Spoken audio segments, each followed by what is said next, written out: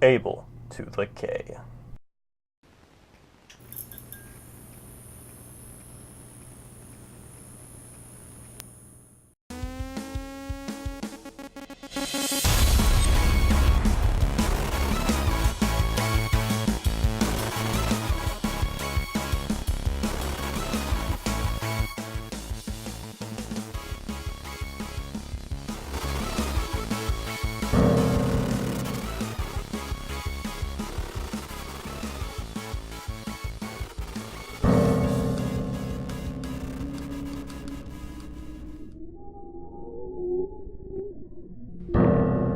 Hi, Mom.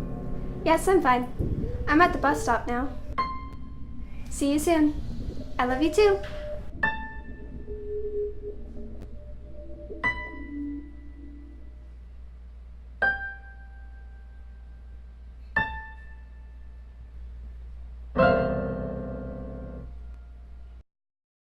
The cool ranch breeze was blowing, and I, Detective Dor Etoes, was called to investigate a body.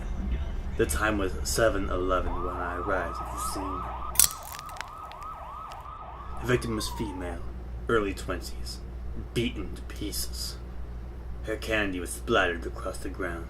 Worse, someone or something had eaten the candy, leaving behind just the wrappers. Yo, I'm a candy wrapper, not a cookie copper. Pick her up and slap her. No, not that kind of wrapper. A candy wrapper. A cannibal.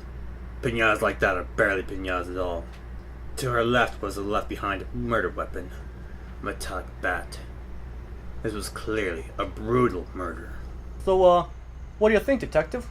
Me and the boys are thinking suicide. What? Suicide? The incompetent dolt. Of course this wasn't a suicide. Not his fault, I suppose. I've seen this brutality before. With my wife.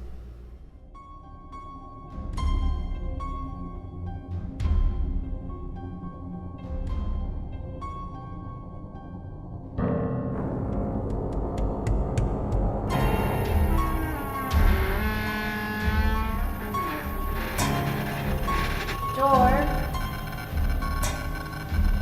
Help me, Dor. Help me. Dor. Help me, Dor. No, anything but this, not her. Not this way. Stay with me. Don't go. Detective Dor Etoes. Detective Dor Etoes. What do you think? This could be my chance. I could find this fiend and put a stop to this. She could finally rest peacefully. Did anyone see who did this? Were there any witnesses? Tell me, where are they? Just the one, nosy neighbor in that apartment. The nosy neighbor was the Gummy Goodbar, widow of the late Mr. Goodbar. She now lives alone in apartment Pi R Squared, overlooking the street. This is Detective Dor Etoes with the Pico Pinata City Police.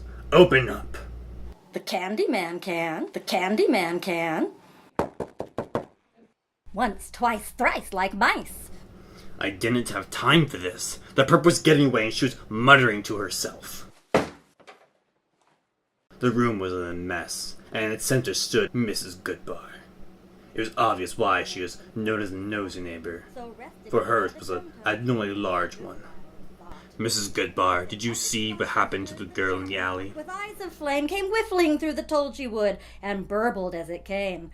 1, 2, 1, Who 2, killed and through the and girl? through the vorpal. Tell me, what did you see? Snack. He left it dead, and with its head he went galumphing back. Was this he, the killer? What are you talking about? What did you see? Tell me!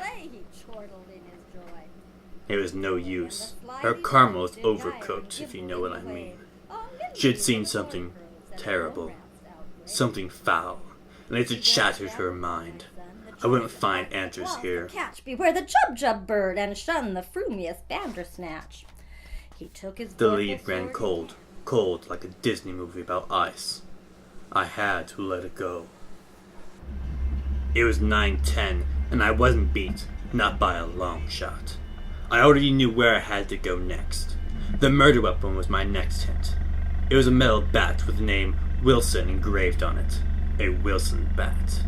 No doubt made by the eccentric customs bat dealer Wonkabar Wilson. If he is somehow involved in this, I would make him pay for what he has done.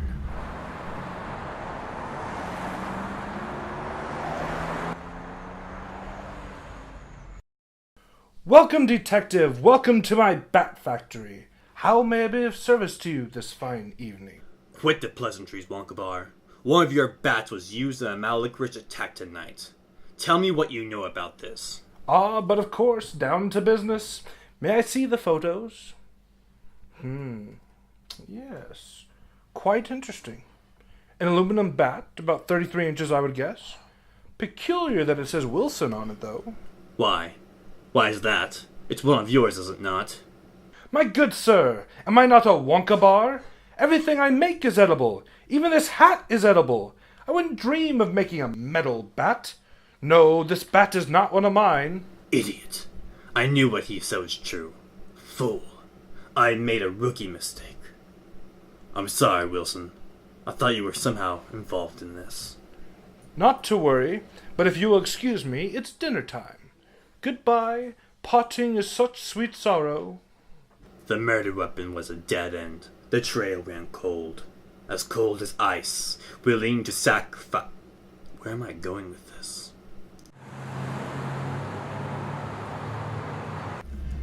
It was 10:30 and I was down 2 leads. But I had one last hope. It was dangerous, but I didn't care. This monster wasn't going to escape me a second time. This ends tonight. This last lead came in the form of an untouchable. A nasty mobster by the name of Mars Bar, specialized in the harvesting and selling of candy on a black licorice market. I didn't keep my wits about me. I would end up in pieces to the highest bidder.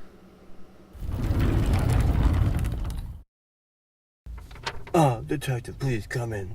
I trust you have come here as my friend. I would hate to send you away with nothing. Mr. Mars Bar, I'm hoping that we could be of some help to each other. Good. I'm glad to hear this. I'm currently investigating a murder that happened earlier tonight. A young mare was beaten to death. There was little left besides empty wrappers. The poor pony. It hurts me to see such waste. Senseless killing is always so sad. How is it supposed to benefit me? This happened before, Mars Bar, and it will happen again. As you said, it is a waste. With a little bit more information, I could stop this before it ever happened again. This would be a good thing for you, would it not? One should never waste something so precious and vital. And I would be more than happy to give you what I have to offer. But sadly, I do not have anything to give you. Detective, I trust you'll have a good night. Nothing. He knew nothing. Another trail bites the dust, running cold. Cold like icicles on a chalkboard. I'm not entirely sure how that saying goes.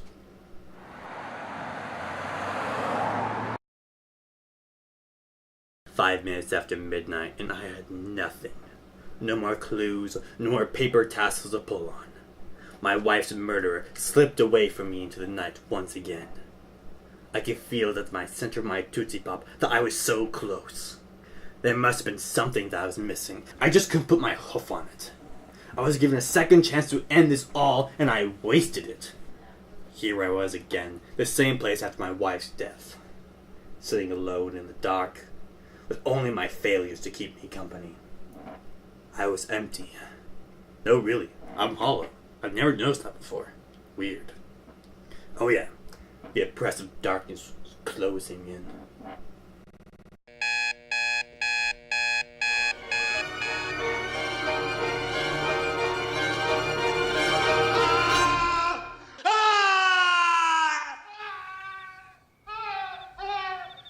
Oh! 4:21 a.m. Not even sleep could steal my life away tonight.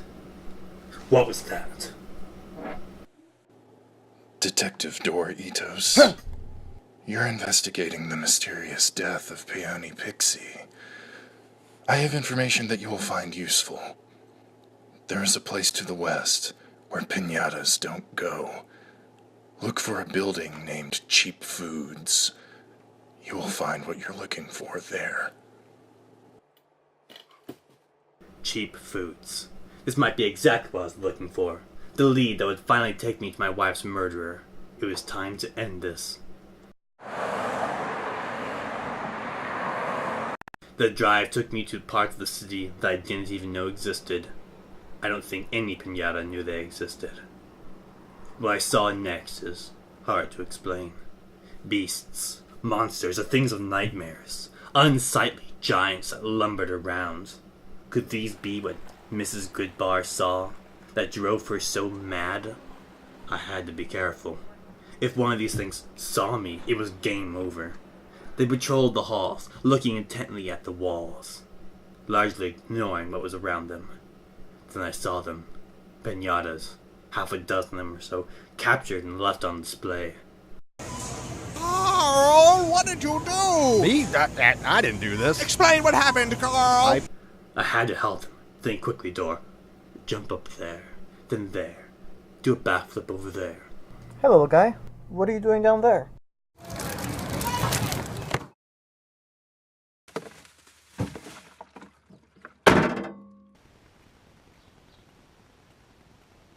When I awoke, I was in a nightmare.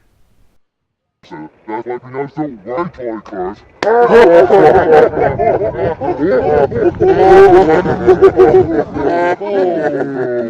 Hey guys, it's time to cut the cake.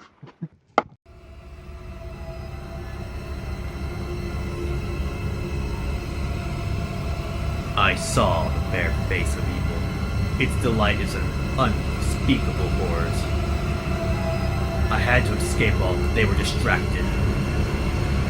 Too late. It was now or never. I had a plan, but it required precise timing. It required... You weren't supposed to hit it that hard. Try and go for it.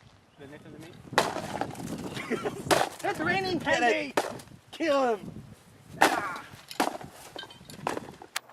That's not how it ended. Of course I saved him. I'm Bad Yada. Get them!